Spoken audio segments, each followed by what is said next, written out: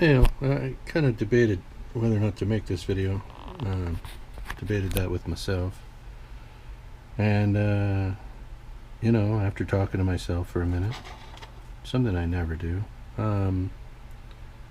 I thought I would make this video, despite the fact that I'm not sure there's enough new information to do it. Also, the other reason I want to make this video is because I wanted to let folks know that there are playlists on the channel now. One commenter, viewer of the channel, suggested, hey, it'd be a lot easier to look at your build videos if they were arranged in playlists, and that way folks wouldn't have to, folks who came to the channel who wanted to look at the builds wouldn't have to parse through all of the flight sim stuff. And I thought, well, that's a great idea. What are playlists? So anyway, I started poking around, and sure enough, it's pretty self-explanatory how to do that. And now, that being said, getting them arranged in some sort of chronological order did prove to be and was and remains a bit of a challenge. Now, some of the builds where I just filtered them by date or whatever, it worked fairly well, but some others for some reason didn't, and maybe that's because of the way I was uploading them. Periodically randomly upload them out of sequence, and so by date it might not have been best, but it at least, oh gosh, why is this so difficult? I mean, it's not, but it is. Anyway, just if you want specific builds, the Aranca Champion on floats, the Flyline, the first one, the Flyline Steerman, all the builds, the P-47 now, are in there under the playlists, and it's basically just a way to put all of the chapters of each build, each video I've viewed as a chapter, chapter being put into a book, and that being the individual playlist for each build. So anyway, you can do that. And the other thing I wanted to do is apologize to everyone for, I sat and looked at after I put them in playlists, I went through and watched a couple of the builds from start to finish in the playlist, and I have to apologize to everyone for how boring and monotonous I sound, monotonous. I'm not a real funny guy. Yeah, I'm not real entertaining, and I became painfully aware of that as I was watching those videos. So if you're enduring some of that just to glean some information about the builds, or maybe they're relaxing, I don't know. If you find yourself falling asleep within the first few minutes of any of those videos, believe me, I understand. So maybe as a sleep aid, my channel's a pretty good thing. I don't know. Like I said, I'm not very funny. So here's this video, and so those two things out of the way, the playlists are in there, and my apology for being boring is now a matter of public record. And now on this chapter of this installment of our program on the P-47D project, just wanted to I'm going to do a handheld camera. Something I try not to do that either, because somehow my fingers are always in front of the lens instead of behind it. But anyway, a couple of few things to go over first, and not last. So I did some detailing, but it's not finished. Here, the little access hatches on both sides are in. Some of the hydraulic line, high pressure lines are in. I need to put the hydraulic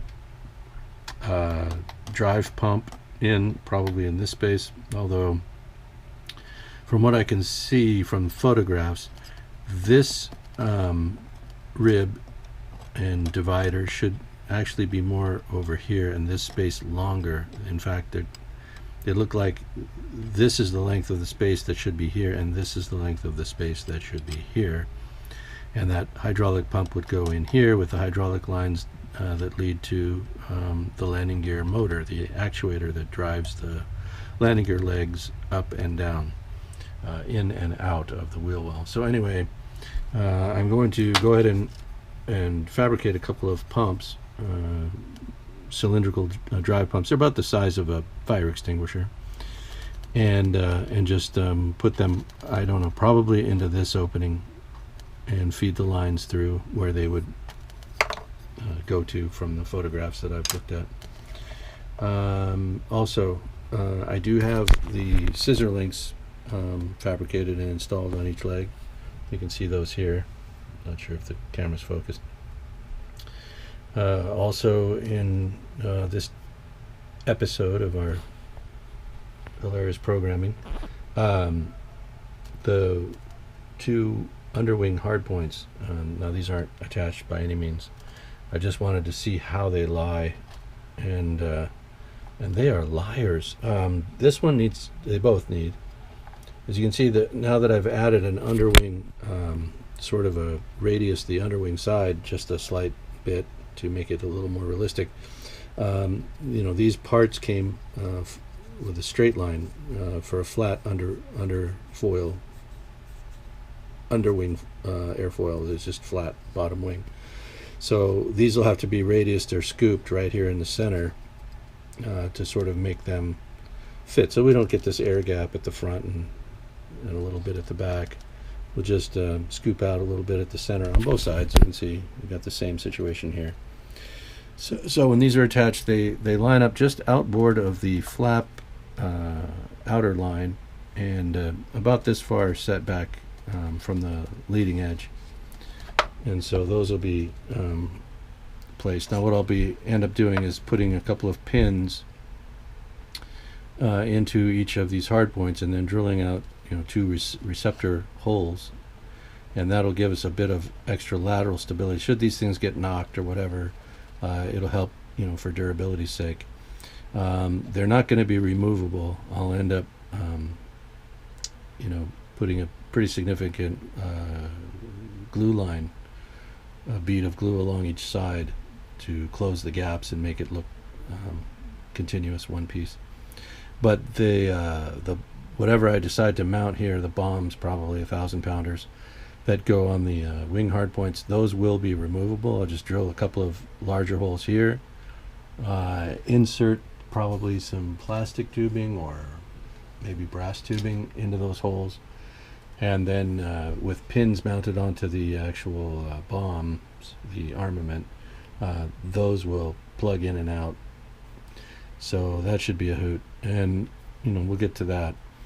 The reason for that only, I want to be able to just figure out which way I like best to display the aircraft, and I often can't make up my mind. You know, do I want them on there or not? So if they're removable, well, that's okay. I'll be fabricating the two for each side, the two release, you know, the bomb release clips or whatever they're called, mechanisms that actually kick the bombs off of the hard points. Those are, I know, relatively, I hope, easy. I think they'll be easy to fabricate and just add that extra little detail to the airplane.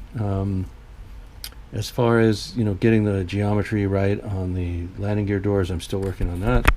But in the meantime, I'm trying to get these shaped correctly. Now you can see on these landing gear doors, there's a bit of shaving that goes on with the inner door surface. So this is sanded down almost onto the outer door, this inner part, and then it comes out and flush, and that's to help the door sit closer to the landing gear leg. This will also be hollowed out to fit, to conform to the landing gear leg to a point, and then I'll be skinning just this lower part of the door with cardstock configured to look like the interior of the main landing gear door. So if you look at reference photos of the P-47, you'll see what I'm talking about.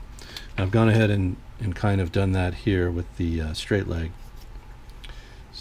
gear door. So these doors will fit down here, and as you can see, I've detailed that with cardstock to replicate the reinforcing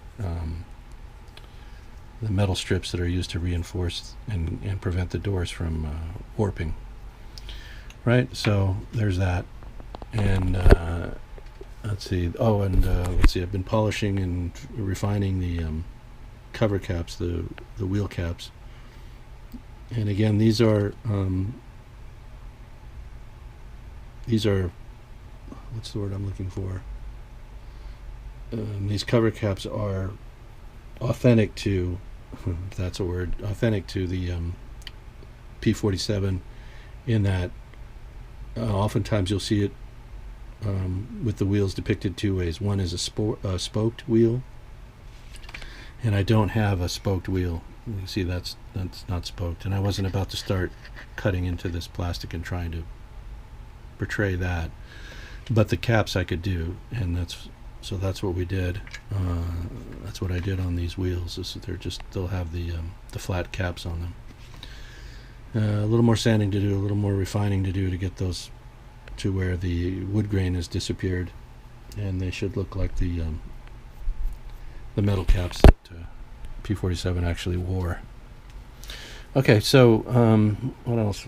I still have to fabricate the guns. We're going to get working on that. I just kind of wanted to give an update on the project so far, and as I said, on the channel, the playlists and that. So I appreciate everybody watching and contributing. Anybody that has anything to say, questions or comments, I welcome all of that. Obviously, I try to reply as soon as I'm aware of a comment that I haven't responded to, and sometimes I miss them, or I'm away from my projects for a while, or from the channel, and I don't see them, but I try to respond to everything I see. So, any questions or any suggestions are always welcome. Thank you. Hope everybody has a great day. Thanks for watching, and carry on.